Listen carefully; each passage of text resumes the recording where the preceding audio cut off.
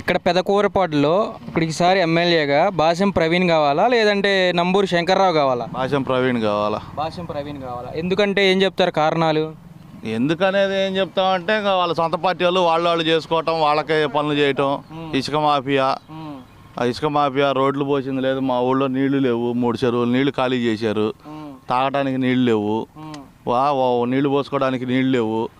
మాకు ఎమ్మెల్యే చేసింది ఏమీ లేదు మా ఊళ్ళో. ఒక్కసాట రోడ్డు మట్టి పోసింది కూడా లేదు.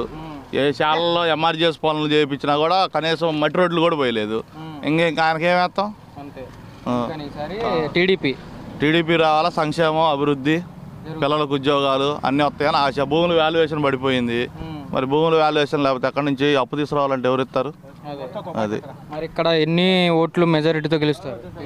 మా ఊరు వచ్చేసి మాది అబ్రాజుపాలె గ్రామం. మా ఊళ్ళో వచ్చేసి 150 నుంచి 200 ఓట్లతోటి భాష్యం ప్రవీణ్ మెజారిటీ చూస్తారు.